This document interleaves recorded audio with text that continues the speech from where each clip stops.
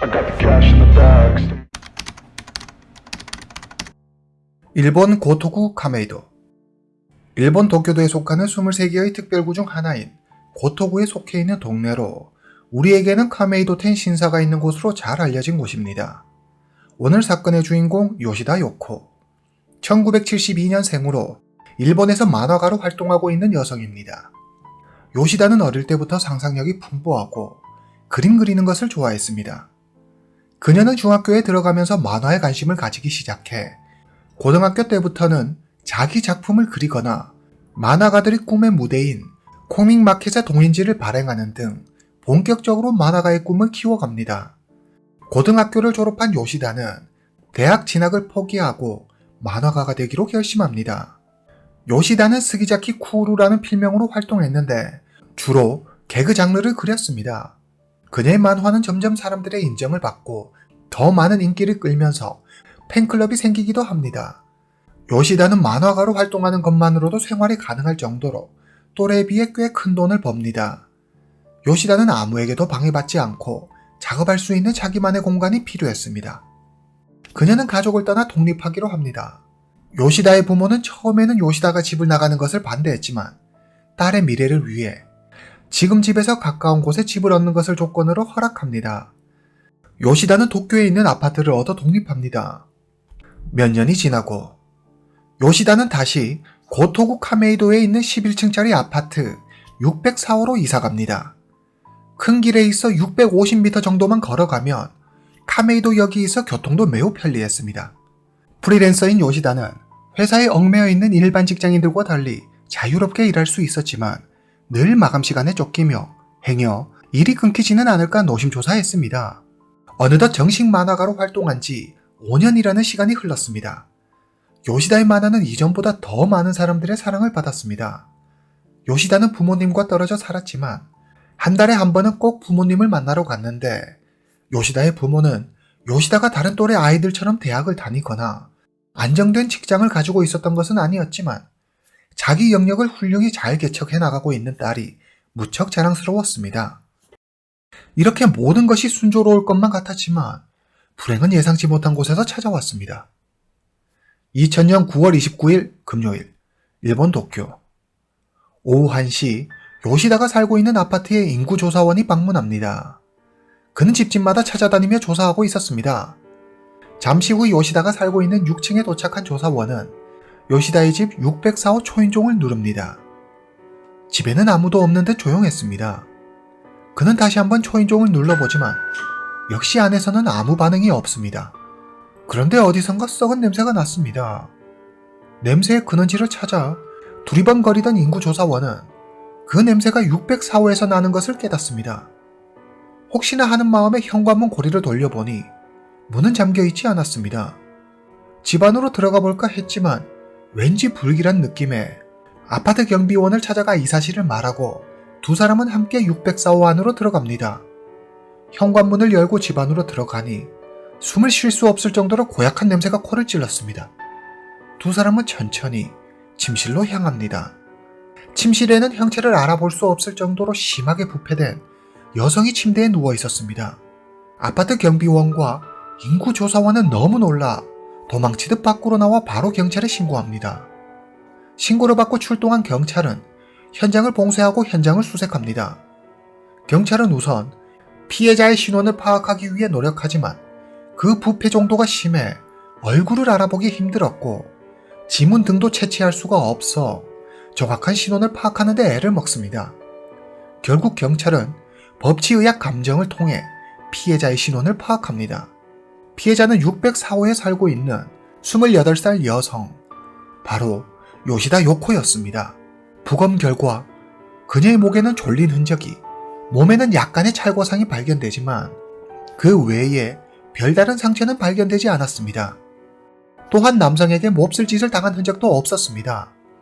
부검의는 부패 정도로 보아 숨진 지 열흘 정도 지났을 것으로 추정되며 사인은 질식사라고 밝혔습니다.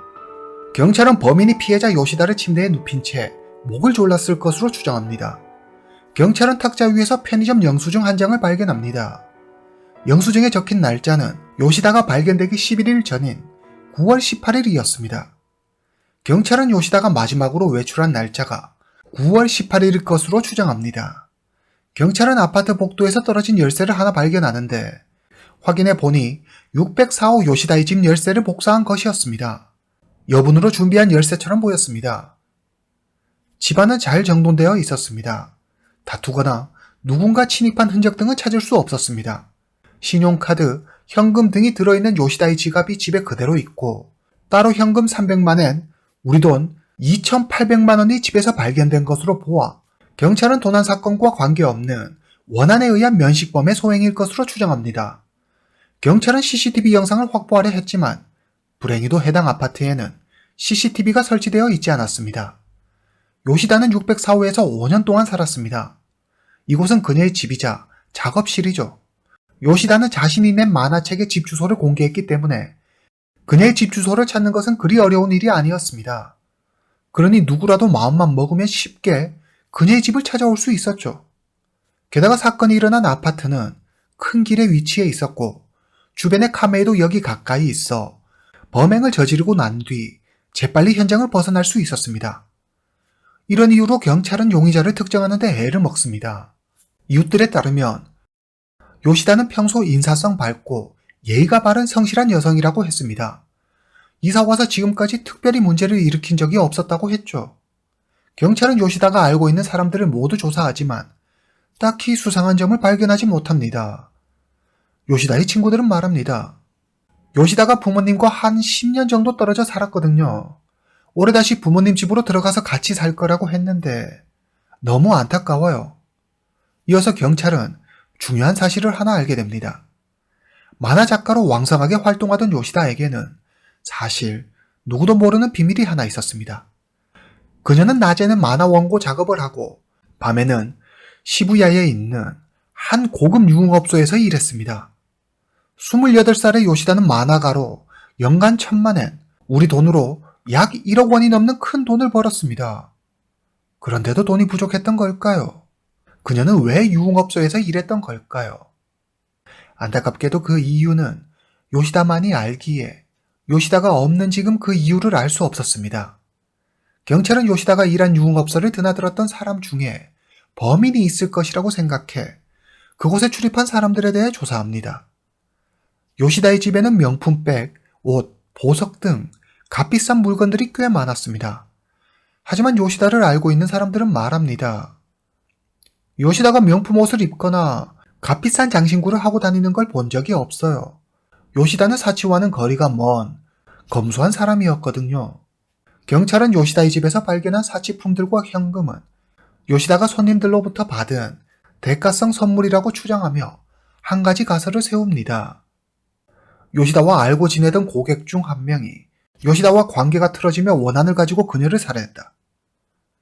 하지만 경찰은 요시다가 일한 유흥업소를 철저히 조사하지만 그 어떤 단서도 얻지 못합니다. 이 사건은 용의자를 특정하기 매우 어려웠고 뚜렷한 증거도 나타나지 않아 더 이상 수사는 앞으로 나아가지 못하고 난항에 빠지게 됩니다. 수사는 계속해서 이어졌지만 별다른 소득 없이 시간만 흘러갑니다.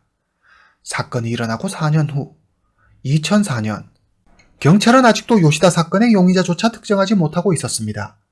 이때 아사히 TV의 기적의 문 TV의 힘이라는 프로그램에서 요시다 사건에 대해 방영하자 많은 일본인들이 이 사건에 대해 알게 됩니다.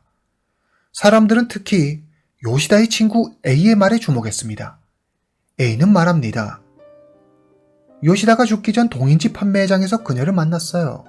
그때 요시다가 중동 남자한테 스토킹을 당하고 있다고 했었거든요.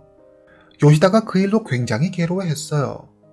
그러다 얼마 지나지 않아 요시다가 제게 편지 한 장을 주며 말하더라고요. 지금 보지 말고 나중에 자기한테 무슨 일이 생기면 읽어보라고요. 좀 끔찍하기는 했지만 약속이니까 그냥 가지고 있었어요. 그러다 요시다에게 그런 일이 생겼다는 소식을 듣고 그제야 생각나 편지를 읽어봤죠. 편지에는 요시다가 자기 운명을 미리 알고 있는 듯한 내용이 쓰여 있었습니다. 편지의 내용은 대략 이러합니다. 아마 난 2, 3일 내로 죽을지도 몰라. 분명히 내가 표적일 거야. 같은 동네에 살고 있는 팬인데 나한테 매일 편지를 보내. 근데 일본인이 아니라 더 무서워. 큰 사건인 만큼 제작진은 편지 내용을 입수해 전문가에게 필적 감정을 의뢰합니다. 그런데 의외의 결과가 나옵니다.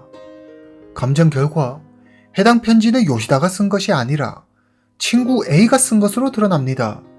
처음 A씨는 자신이 쓴 것이 아니라고 발뺌하지만 제작진이 경찰에 정보를 넘기겠다고 으름장을 놓자 A는 자신의 자작극임을 시인합니다. 친구가 어떻게 이런 일을 꾸밀 수 있는지 황당해진 제작진이 묻습니다. 대체 왜 이런 거짓말을 한 거죠?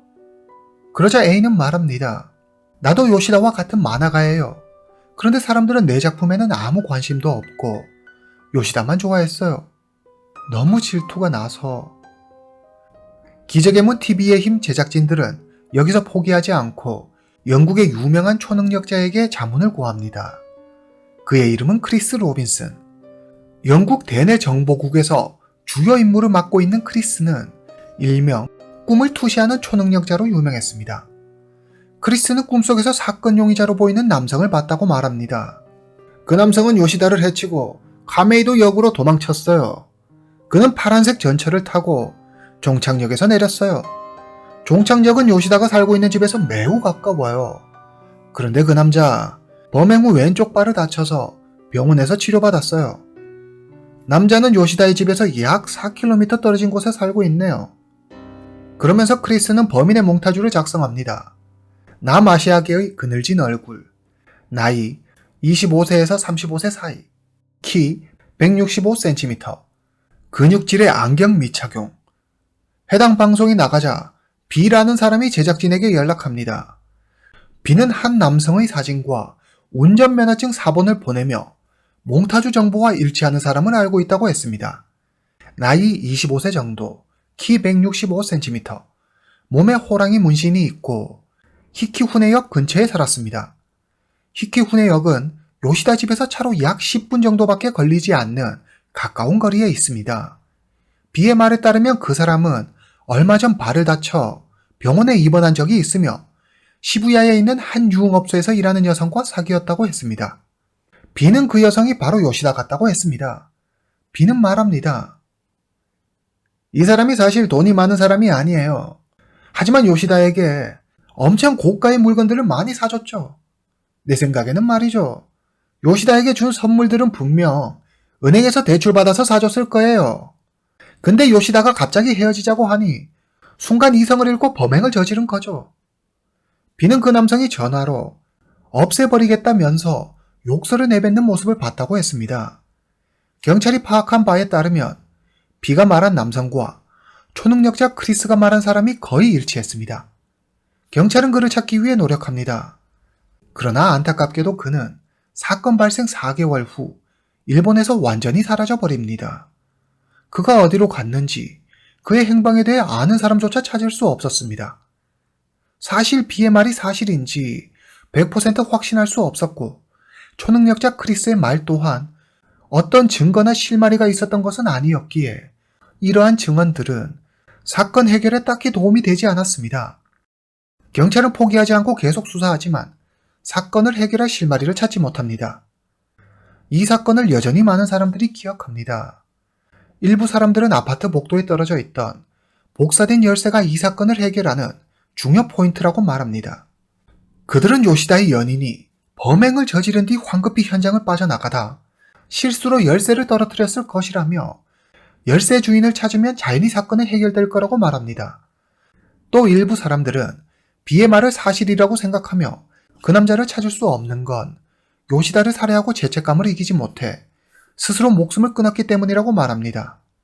경찰은 아직도 용의자의 신원을 특정할 수 있는 DNA나 지문, CCTV 영상 등을 확보하지 못해 해당 사건은 해결되지 못한 채 장기 미제 사건으로 남아 있습니다. 어서 빨리 사건의 진범이 밝혀졌으면 좋겠습니다. 오늘 이야기는 여기까지입니다. 다음 시간에 뵙겠습니다.